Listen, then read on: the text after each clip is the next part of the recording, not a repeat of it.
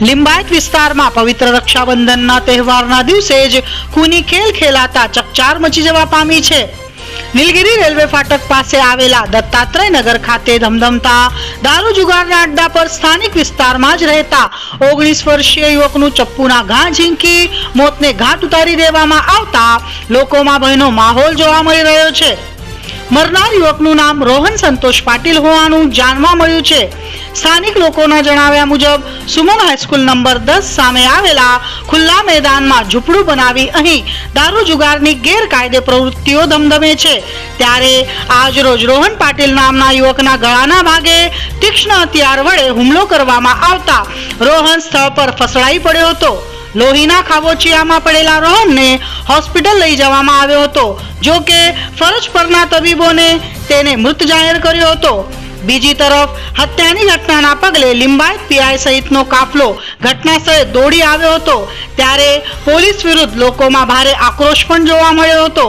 લોકો દ્વારા રોહનના હત્યારાઓને પકડી પાડી તેમની સામે કડક કાર્યવાહી કરવાની માંગ સાથે Limbayat police station Maruti Nagar circle પાસે વિરોધ પ્રદર્શન કર્યું હતું। લોકો રસ્તા પર બેસી ગયા હતા અને ચક્કાજામ કરી દીધો હતો। સ્થાનિક લોકોએ લિંબાયત પોલીસ પર આક્ષેપ કરતા જણાવ્યું હતું કે લિંબાયત વિસ્તારમાં સ્થાનિક પોલીસની મહેરબાનીથી જ ઠેર ઠેર દારૂ જુગારના અડ્ડાઓ ધમધમી રહ્યા છે। જે જગ્યાએ હત્યા થઈ છે ત્યાં બાળુ અને પાંડુ નામના બુટલેગરોનો દારૂ જુગારનો અડ્ડો ધમધમતો હોવાનું લોકોએ જણાવતા કહ્યું હતું કે લિંબાયત પોલીસને બધું જ ખબર હોવા છતાં પોલીસને માત્ર બુટલેગરો પાસેથી હપ્તો લેવામાં રસ છે। પરિણામે આવી દુઃખદ ઘટના સર્જાઈ છે। ડેપ્યુટી મેયર નરેન્દ્ર પાટીલ અને લિંબાયત પીઆઈના સમજાવવા છતાં લોકોના માનતા બળ પ્રયોગ કરવાનો વારો આવ્યો અને પ્રદર્શન કરવા આવેલા લોકોને 500 મીટર સુધી તગેડવા પડ્યા। લોકોના આક્ષેપ જોતા લિંબાયતમાં પોલીસ માટે આ શરમજનક બાબત કહી શકાય।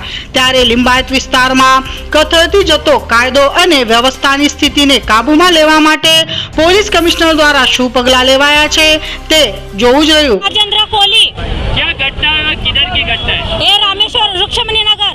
क्या घटना हुई? रुक्षमणि नगर। क्या हुआ है? घटना